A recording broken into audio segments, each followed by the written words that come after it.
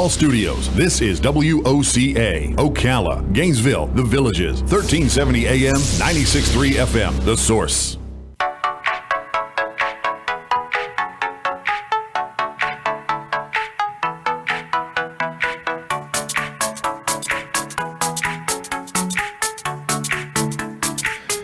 All right, 25 minutes before 10 o'clock. Beautiful Friday. Oh, my gosh. Just knowing it's Friday, Robin, makes it beautiful, right? A week from tomorrow, there's going to be a car show over at the college across the street at the College of Central Florida. Rick Schmidt is in the studio. He's the spokesperson for the Antique Automobile Club of America. He's been with us before, and gosh, the last time you were here, you just blew us away with... I think one of the things that stuck with me was the price of some of these cars. So good to see you. How you doing? I'm doing well. How are you doing? Good. How many old cars do you own? Oh, boy. Do we not call them old? Is old a bad thing to say? Some of them aren't that old, but in excess of 200. You own 200 cars? Yes. Wow, that is cool. How many garages do you have? They're all in our headquarters there at National Parts Depot on the interstate. Is that right? Yeah. Oh my gosh! So are they always available to look at? No. No. We it's the car collection is our hobby, not our business. Our warehouse is a mail order distribution warehouse for classic car parts, and the cars we keep in the back of the building. We do tours for local clubs and groups by appointment, but I can't just leave the doors wide open and let people walk in and out just because we actually did that back in 1999 when we first moved in. We thought that we would just make the collection available, and unfortunately, the unfortunate few ruined it for everybody else. And what were they doing? People were bringing their kids in and letting them crawl around inside the cars, and people were lifting hoods like they were shopping for a car. And so anyhow, it's there, and we try to be as accommodating as possible, but we appreciate people to call first if they want to bring in a group or some family during the weekday. I do the best I can, as time is allowed. But a week from tomorrow, we get to see some of those cars. How many cars will be at the college? There will be... Similarly, over 200 cars. I think the registration that last I heard was somewhere between 220 and 230. How did you bring them down here? Did you actually drive them? No, most of them will be trailered. Okay. Some of because it's a very the judging regimen for the AACA is very stringent, and cleanliness and level of detail. The car has to present itself as brand new, just like it would have rolled off the assembly line when it was whether it be a 1923 Cadillac or if it's a 1985 Pontiac Firebird. It has to appear just as it was bolted together by the factory at that time period and era. So all of these owners put an awful lot of effort and labor into getting their cars all cleaned up, and then to drive from 3 states away through rain and who knows what else, and especially the ones coming from up north through the snow. Yes. All of their labors. So I didn't realize they were coming from all so of their away. labors would be ruined. That said, so there will be a ton of them trailered into Ocala, but then they'll unload them off the trailer and then they'll drive them to the show field. Everything there is going to be a runnable, drivable car. And then there is a large driver's participation class, and those will be people who did drive their cars from wherever, and they may not be restored quite to the level of correctness and detail as the other classes. But the AACA is a very open arms organization, and they make room for every type of enthusiast. So the driver's participation class that will be at the show will be all the people who decided they wanted to hop into their classic and drive to the show. Oh, really? And is there a special prize for that category? Boy, you stumped me there. I believe there is they give a driver's participation plaque award for that class, yes. And we've been to car shows before where we have seen the hoods up and they have mirrors on the bottom of the hoods to reflect. This is not what the AACA is all about. It's all about sounds like a different thing, right? It's all about stepping back in time and looking at the cars as pieces of history, antique artifacts, and having respect for that, just as if you went to a antique glass show or an antique furniture show, you wouldn't see a whole lot of flair and customization. It's the antique article. So the AACA does not encourage flashy displays or stuffed toys all around the car. Right. Not that kind of show. This is the type of show where you're really just focused on the craftsmanship and the preservation put into these automobiles. So Joe just handed me a note and said to check the online thing. So what I did is, this is the picture he sent me, and if you're looking at the video, it's also the video that's on right now. Is this a good sample of what we might see? It looks like a car lot from when I was 10. That's a portion of of our collection there at NPD. Oh my gosh. But yeah, you will see an awful lot of cars like that. Right there is kind of like a flashback to the early 1970s, and certainly there will be many cars from that era at the show. But you're also going to see a lot of things that you're just never going to see at a local cruise-in or Cars and Coffee in Ocala. You're going to see cars from the teens, 20s, 30s. Wow. There's going to be some very high-end cars right before the Depression, when people were high rolling and there was a lot of money rolling around. It's just fantastic things that if you come to this show on Saturday, you will see automobiles, both foreign and domestic, that you'll likely never have the opportunity to see in this area again. Were there cars made during World War II? The World War II, we didn't make any cars. Ceased during the war, and then ramped back up. And quite honestly, Ford and General Motors and Chrysler had a lot of catching up to do. When they started back into production, all they could do was roll out the old tooling that they were using before and start making cars again. And it took probably 5 to 8 years before truly new, Is that right? Wow. new designs and new engineered platforms came into production in the early 50s. I always liked the 1928 Phantom Rolls Royce. I always You liked did? that one. Yeah. That is a very Something. You learn something new about your flashy partner every car. day, I right? just Yes. love that car. It is outstanding. I have a cousin back in the 1960s. He built a Model A. I mean, he got all the original parts Yeah. and everything and built it all My up. father's. We still have his first car, but You do? when he Really was 14 wonderful. years old, he bought his Model A for $50 out of a junkyard and restored it while he was in high school, and that's kind of what got him kicked off in this hobby. Yeah, it's absolutely outstanding. Oh my goodness! So there are those who are seasoned as you, as exactly the opposite of somebody like me, who basically have driven cars, and that's about it. So if I go to the show across the street a week from tomorrow, would I be better off to? I don't. Is there some kind of a docent or something like at a museum where I could ask questions, or how does that work? Good question. Some of the cars, I said that there's that flashy displays and mirrors are not encouraged and not for the AACA shows, but some of the owners will have signs that give you the story of the car, history of the car in general for that make and model, and maybe something that's interesting about the specific car. Some cars will have those signs, others won't, but the owners are usually stationed in their folding chairs behind the cars, especially earlier in the day because they're waiting to be judged, so they have to stay with the car. Feel free to ask them all the questions you'd like, because there's nothing that an owner of a classic car enjoys better than the attention of the public and for the public to learn more about their vehicle. So I have a question for you, Rick. Has there ever been a story, maybe, of a car designer who had his design rejected, and then, like maybe 10 years later, everybody loved that style? Has there ever been, in other words, a designer ahead of his time?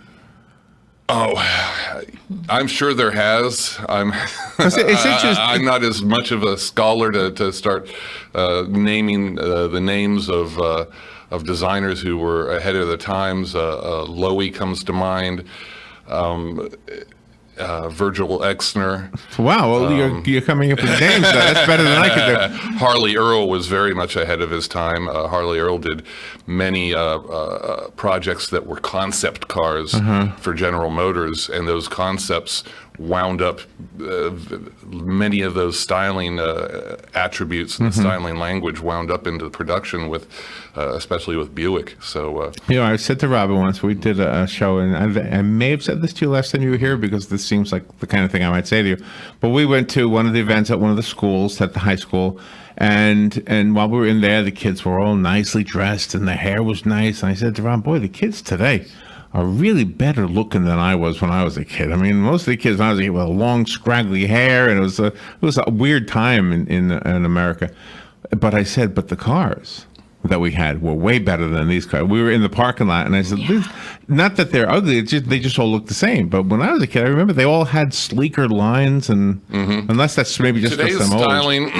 Today's styling is really more about the subtle, the essence of the shape. It's more of a sculptured design, because today's designers are very much constrained by governments. By government-mandated Is that right?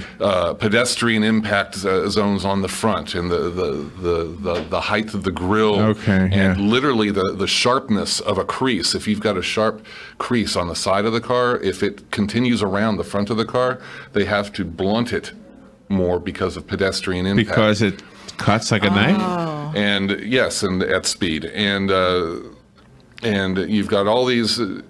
They're trying to package the cars such that you get the most out of your interior room. We've refined the art of packaging and making the vehicle the most efficient use of space as possible, that it's really been narrowed down to these several profiles of what a sedan profile is, a compact, crossover, an SUV. So yes, they tend to look alike, so you really have to look at the details. The problem is that car guys like me, I'm always looking at the details, so I can tell the new cars apart just as well as I can tell the old cars apart. But if you're just not that tuned into the details, and your life doesn't revolve around cars like mine does, you're not that eccentric, I can understand where it just all becomes a blur. Whereas back in the, prior to the 70s forward, when the government started sticking its nose into everything when it came to vehicle safety and economy and fuel efficiency, because the wind tunnel design also is all about fuel efficiency and trying to meet these EPA standards that they keep setting the bar higher. None of that existed in the 60s prior. So it was a wild, wild west. Designers could design anything as wild as they wanted, and so that's another thing that you'll take when you go to this show on Saturday, is that the styling is just all over the place, and some of it very eccentric, some of it very beautiful, some of it very where you've just got to laugh and shake your head because it's so homely. But in a way, that's part of the charm of the whole entire thing. And I love it when I see somebody who's spent, hundreds of hours of their time restoring a car that many other people would just turn the other way and turn their back on. You'll see those types of cars there too, and it's nice. Does that include foreign cars? It's foreign cars, domestic cars, anything on four wheels, and there's actually a motorcycle class too. So you can see antique motorcycles, antique Indians and Harley Davidsons, and antique Hondas. But when you mention that the government has kind of put enough regulations to kind of make it hard for a designer to just be free with their designs, that would be this government. So are there other countries that allow the designers to just do whatever they want? No. We're all on the same page. It's Europe, and car manufacturing is very strong in Asia. And all of our governments around the world are very much pushing and pressing towards more economy, more efficiency, and more safety. And it's just the stack of paper that these designers and engineers have to sift through and understand and know for a car to be deemed legal in all these different countries. It's very complicated. People tend to not understand with new car production how complicated it is to design a car where that set of tooling, where that plant can punch out cars that will be legal and marketable in Europe, in Asia, and in the United States. There's a lot of hoops to jump through, but that's what they do. Even up until recently, the Ford Mustang, which is an American icon, up until 2015, the Mustang was not a global vehicle for Ford. Really? It was the introduction of the 2015 Mustang where the Mustang finally went global. Was there an explanation as to why? Wow. It was just a matter of them investing the time and resources and making sure that the car I need my thesaurus, but the car was good to go. That it was. So the other countries had rules. It was legal and it was available, right-hand drive, left-hand drive, and that they had all of the safety and the design specs that would be accepted in all these different countries: Germany, France, England. What do you think China. about the kits? I mean, I've seen some of them on the street now that look like the hot rods where they have the elongated front end. You can see the engine in there and everything. What do you think about those car kits? I think it's all great because anything that gets anybody involved, not only in the automotive hobby, but with involved with doing things with their own two hands. In this ever-evolving, we do everything on a device or a computer or a cell phone. Anybody who's playing with tools in their garage the old-fashioned way, I think is not only good therapy for your brain, it's also good skills in preparation for the zombie apocalypse. So let me ask you about tools. I have a nephew who's really into cars and into tools, and he was upset about Sears because they were not just when it closed, but 2 years ago, I guess, when they started having their tools, what was it called? Craftsman, yeah. Made in China or Taiwan or something. And he said that the size was different so that it didn't fit in his toolbox. Not that the actual working hole was any different size. It was just a slightly different scaled size. The actual Handle and piece itself. And he said he has thousands of these tools that don't fit into a toolbox that he bought from. So does that happen to you guys? I mean, do you have or at the show does the subject of tools come up at all? No, not terribly often. I mean, No? we've got in our own shop, we've got an extensive array of tools. But normally, even with Craftsman, you have your high end and you have your low end lines. And Craftsman, as far as I know, still maintains its high end line. But the low end line is the cheaper one. It's what most people can is better that right? afford. And most of those tools are being made in China. And whether or not they're increasing wall thickness so that they can use a less strong alloy to make a socket, per se. Yeah. A lot of that might be going on. And then you have all these little racks in your toolbox that were made for the Highline stuff. And then you're buying the cheap China stuff. I can see that happening, but I haven't experienced myself. Are you going to have workshops or seminars during the day also? During the day, your events. it's pretty much just a show. There's plenty of events and things going on for the show participants Thursday and Friday. But as far as the general public who just wants to participate in this and enjoy and see the show, Saturday's the day. The cars will be rolling onto the show field as early as 7 a.m. in the morning. But and sometimes people just like to find where the cars are flowing into the show field, figure that out, unfold a chair, and then watch everything drive by. So you can, you can hear all the different engines. You may have never heard a V12 Packard before. You may have never heard a Cobra with open side pipes roll past you before. So that's always fun. But the cars will probably all be in place with the owners, doing their last little dustings and shining us up at around 9 a.m. On Saturday. Judging begins at 11 a.m. and then the show is broken up at 3 p.m. So you can get there as early as 7 and watch cars rolling in. Just please be respectful for safety and everything else to find yourself a little spot and park your chair off to the side or stand off to the side to let things go by. But really 9 to 3 is going to be the sweet spot of the show. And if you arrive if you run late and decide I'm going to eat lunch first and you get there at 2 o'clock, you're probably not going to see everything. The show's going to break up before you've had a chance to walk around. Oh, really? Is this a sanctioned show? Like rodeos are sanctioned and they participate all year to get points to be the grand winner? Yes, this is one of 4 national events put on by the AACA this year, and we're very lucky to have it right here in Ocala because they move all around the country.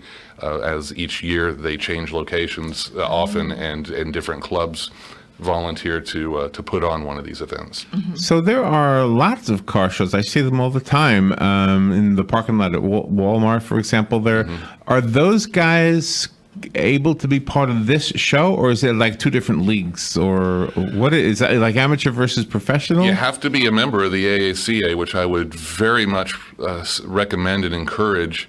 The AACA is really, even though the people think that the AACA might be a bit snobbish because they push originality so strongly, there is a place for all types of cars, modified. That's what the driver's participation class is for all those people who don't fit into an original class. Okay. But I would hope everybody appreciates that if it weren't for the AACA, who else is going to preserve all of this history and knowledge of what was original? The AACA library is vast, and it's a very important thing to support. So join the AACA, and you can participate in any of these AACA sanctioned shows as a driver participation. Or if your car is pretty original, it gives you, that's the carrot to dangle in front of you to get to work on getting your car really dialed in and get all of those modern hose clamps switched over to the antique style ones that are supposed to be there. Oh my gosh, they judge it on that too, huh? Oh, fasteners, clamps. Oh, really? Oh my gosh.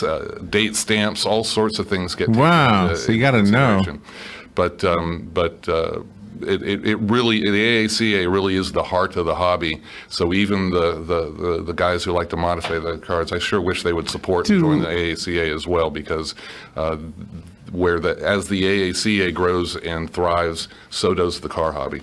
Do the movie people ever come to you and say, "Hey, we need an old car for our movie"? Yeah, I say that. No, thank you. Oh, really? You turn them down? They've we've been around a few productions in the past. You can spend a whole lot of time for not a whole lot of compensation. To get your car in a movie, and then your car winds up being on the floor of the editing room. That happened with us once with our 1911 white. And also, if they're really going to use your car and there's going to be actors in and out and they're going to be driving their car, it's not going to be treated carefully. The movie studios, they'll just, if they damage it, they'll just say, "Oh, sorry, write you a check." But I don't want a damaged car and a check in my hand. I just don't want to fool with it in the first place. So good for most of the cars that you see in movies, they look nice. But if you're actually on set and took a look at the car, they're usually kind of tossed together. Oh, they look really? good on camera, but wow. The movie studios don't use high-end stuff. They just use stuff that'll get the job done. That is interesting. Rick Schmidt is who you're listening to. He's the spokesperson for the Antique Automobile Club of America. The Automobile Club of America Winter National Meet is a week from tomorrow, right here in Ocala at the College of Central Florida on College Road, State Road 200, or whatever you want to call it. And it's from a week from tomorrow from 10 a.m. till 3 p.m. So it's a kind of a short event, 5-hour event. Mm-hmm. Yeah, and as I said, if people show up a little bit earlier than that because they want to watch the cars drive in, that's fine too. Just don't get yourself run over. Yeah. Do you do more than one of these a year? Like I said, there's shows around the country. I attend usually at least 2 a year. Okay, but this is one of them. But this one, we did one here. What was it? 2 years ago. It seems like it. Yeah. And now we're doing it again. Yeah. It's a matter of luckily our local AACA chapters from Gainesville and here and from down in the villages. All the members have been very, very supportive and proactive because it takes a ton of work to put these events on. A lot of people, a lot of work, sure. and it's all donated time. So sometimes the club has a hard time locating a place to put on a national show where the club's willing to do the work. And luckily, this area here in Central Florida, the guys are willing to do the work, and that's why we get these national events coming back here. Let's see. You have a website. What is the website? I think I had it here. Oh, there it is. AACA Ocala. What does it say, Robin? Region. OcalaRegion.org. AACA, right? OcalaRegion.org. And that'll take you to so that's a site specifically set up for this event. Specifically for this show. And if you just want to look into the AACA and see about joining or see what it's all about, it's simply AACA.org. Okay, that's easy. Rick, fun stuff. Thank you for sharing this with us today. You're quite welcome. We'll be right back. And if you want to go and you want to share this with other people, this podcast will be up by 2 o'clock today. This is The Source, WOCA Ocala.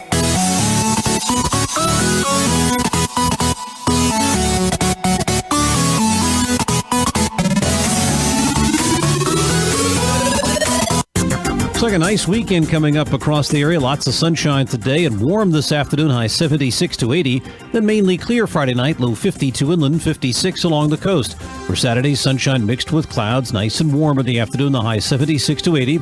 Sunday, unseasonably warm, partly sunny skies, the high 80 along the coast, 84 inland. From the Florida Weather Center, I'm meteorologist Joe Lundberg. Broadcasting from the Paddock Mall Studios, this is WOCA, Ocala, Gainesville.